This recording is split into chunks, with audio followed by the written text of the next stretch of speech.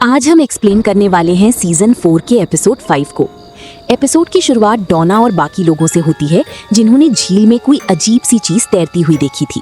सभी लोग उसे बाहर निकालने से डर रहे थे, लेकिन डॉना उन्हें कहती है कि उन्हें जरूर देखना चाहिए कि आखिर वो चीज क्या है। इसके बाद एलिस रस्सी खींचना शुरू कर देता है। दूसरी तरफ हम ईथन को देखते हैं जो एक घायल पक्षी को दफनाने की तैयारी कर रहा था। वो बहुत उदास था और अफसोस के साथ कहता है कि वे उस पक्षी को बचा नहीं सकी। टैबिथा ये सब देखकर काफी परेशान हो रही थी। आखिरकार ईथन उस पक्षी को कपड़े में लपेटकर दफना देता है। इसके बाद सीन जेड की तरफ शिफ्ट होता है जो पोस्ट ऑफिस में बैठा हुआ था। अचानक उसे एक अजीब सा सिग्नल मिलता है जिस पर आंसर लिखा हुआ था। जेड तुरंत बॉयड को आवाज देता है और कहता है कि मशरूम ने आखिरकार असर दिखाना शुरू कर दिया है।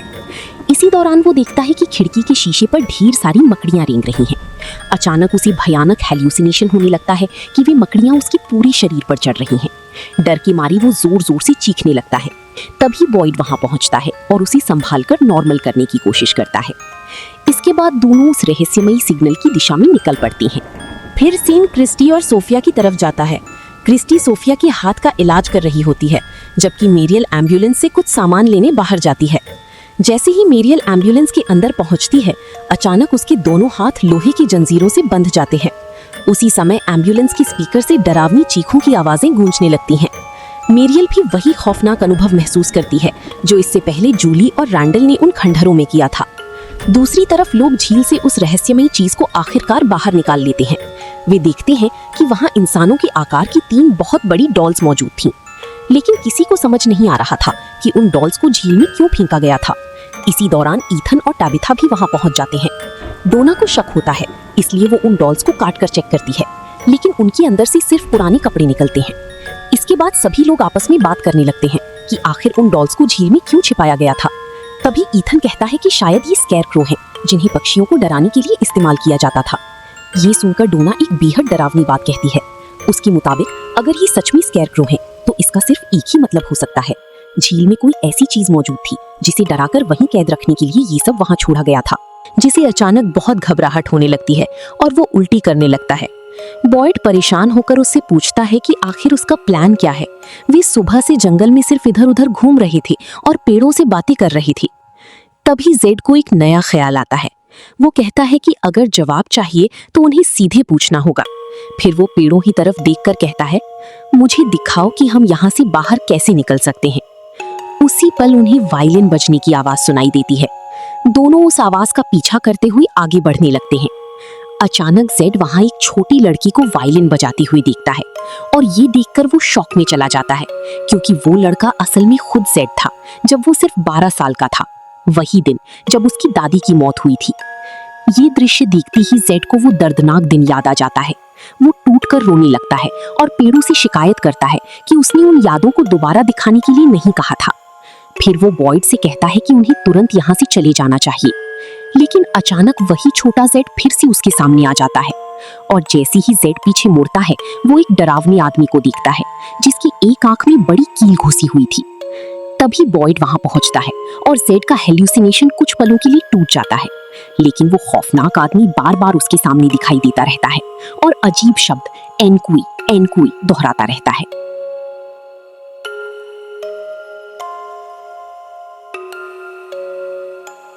बॉयड जेड से पूछता है कि आखिर वो आदमी क्या कह रहा है।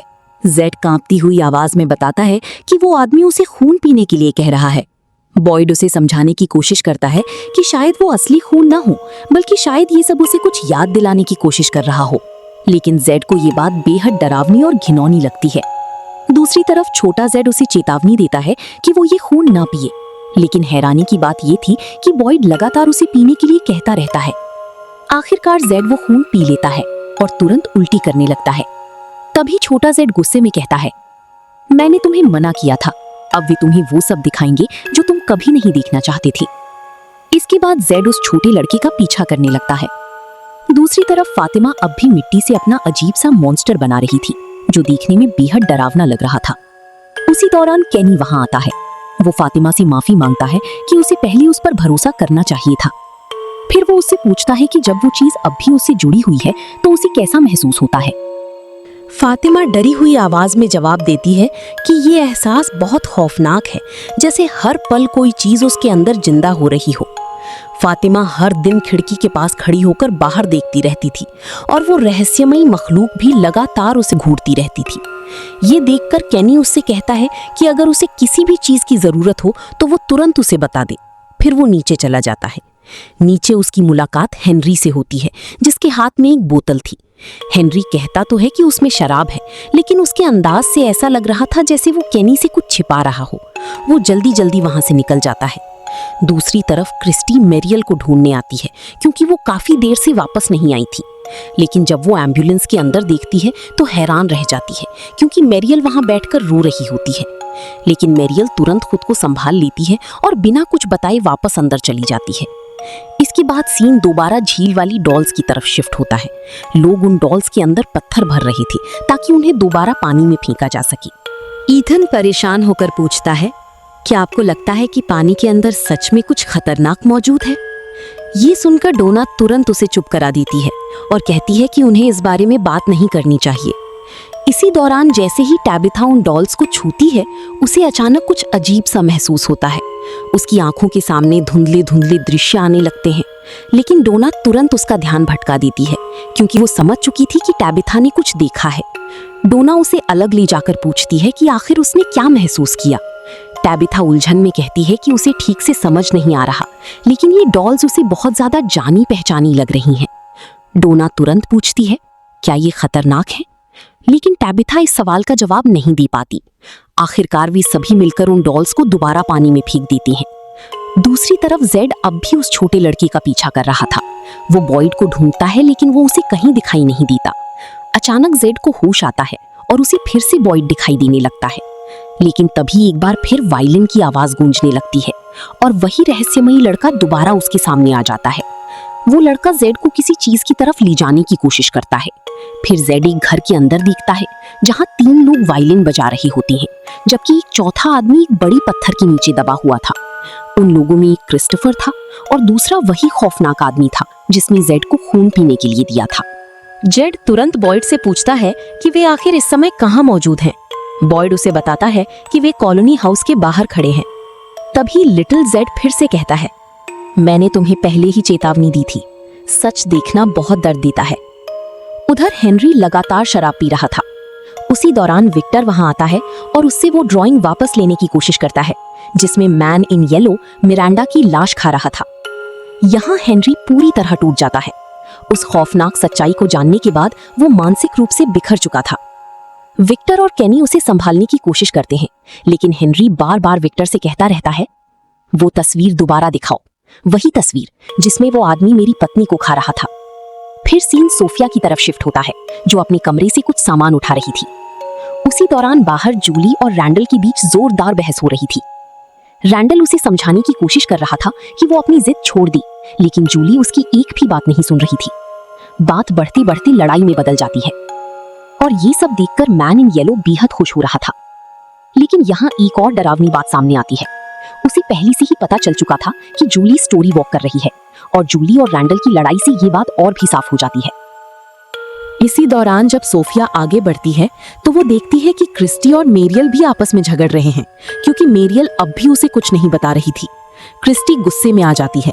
जैसे ही मेरियल वहां से जाने लगती है, उसका हाथ गलती से सोफिया से टकरा जाता है और अचानक सोफिया को फिर से वही खौफनाक दौरे पड़ने लगते हैं। ये देखकर मैन इन येलो चुपचाप मुस्कुराने लगता है।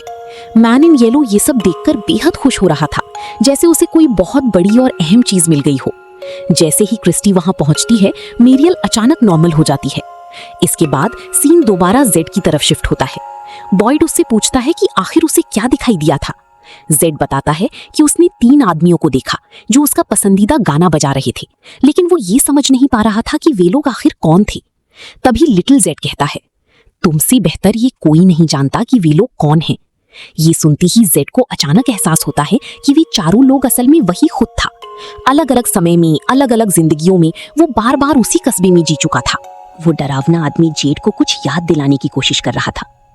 फिर वो बच्चा कहता है, उन्हें ध्यान से देखो, उन सब में एक चीज समान है। जेड एक एक करके उन सभी के पास जाता है और उन्हें गौर से देखने लगता है। तभी उसे एहसास होता है कि वे सभी आपस में जुड़े हुए हैं और उन सब में एक ही बात कॉमन है। उन्हें उन मखलूकों ने नहीं मारा था, बल्कि उनका कत्ल किया गया था। लेकिन ये हत्या किसने की, ये बात जेड को बिल्कुल समझ नहीं आ रही थी। तभी वो बच्चा कहता है, ये भी तुम ही जानते हो। इसी दौरान वो बच्चा फ्रेंच भाषा में कुछ शब्द बोलता है, जिनका मतलब था आदमी शार्क के जाल में फंस गया है। और तभी जेड को वो खौफनाक सच्चाई समझ आ जाती है।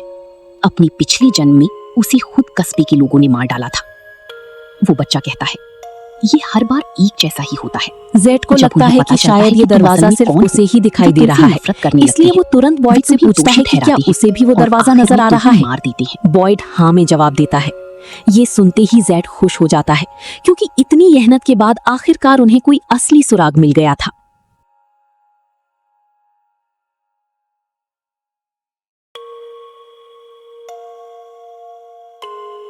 तभी अचानक किसी की गुनगुनाने की आवाज सुनाई देने लगती है। वो गाना सुनते ही टैबिथा को कुछ याद आ जाता है। वो घबराकर कहती है, वे डॉल्स, वे मेरी थीं। टैबिथा बताती है कि बचपन में वो उन्हीं डॉल्स के साथ खेलती थी, लेकिन उस समय वो बहुत छोटी थी। फिर एक दिन एक आदमी को उन डॉल्स से बेहद नफरत हो गई और उसने गुस्से में उन्हें झील में फेंक दिया, क्योंकि उसके मुताबिक वे डॉल्स उसे डरावने सपने दिखाती थीं। लेकिन एक दिन वो आदमी मर गया और फिर उसके डरावने सपने झील से बाहर आने लगे। ये कहती ही टैबिथा बुरी तरह घबरा जाती है और सबको कहती है कि उन्हें तुरंत यहाँ से निकलना होगा। डोना उसे समझाने की कोशिश करती है कि उनके पास टूट जाती है और एक विशालकाय डॉल अंदर घुस आती है, जबकि उसके पीछे एक रहस्यमयी आदमी खड़ा होता है। वो विशालकाय डॉल अचानक एक आदमी को पकड़ लेती है। एलिस तुरंत उसे बचाने की कोशिश करता है, लेकिन वो डरावनी मखलूक उसे जोर से दूर फेंक देती है। फिर वो उस आदमी का चेहरा बेरहमी से तोड़ने लगती है। इसी दौरान टैबिथा की नजर उन रहस्यमयी मूर्तियों पर पड़ती है जो उन घरों के बाहर लगी हुई थीं। उन्हें देखते ही उसे कुछ याद आने लगता है, लेकिन आखिर वो क्या। दूसरी तरफ एक और डॉल डोना के पीछे पहुंच जाती है और उसे काबू में कर लेती है। वो उसे मारने ही वाली होती है कि फिर वे उसे जबरदस्ती पकड़कर एक गहरे गड्ढे में बंद करने लगती है और पूरी कोशिश करता है कि वो खुद को बचा सके। डोना की जान बच जाती है। सब मिलकर उसे उस अंधे गड्ढे में धक्का दे देती हैं। तभी जेड को उस गड्ढे के अंदर एक छोटा बच्चा बैठा हुआ दिखाई देता है, जो बार बार सिर्फ एक ही शब्द दोहरा रहा था, एनकुई। ये सुनते ही जेड डर के मारी चीखने लगता है और अचानक खुलासा होता है कि ये सब असल में एक सपना था। जेड हड़बड़ाकर होश में आता है और तुरंत बॉयड से पूछता है, हम वापस यहाँ कैसे आ गए? बॉयड हैरानी से जवाब देता है, तुम कहीं गए ही नहीं थे। बॉयड हैरान रह जाता है और इसी शॉकिंग रेवलेशन के साथ ये रहस्यमयी एपिसोड खत्म हो जाता है।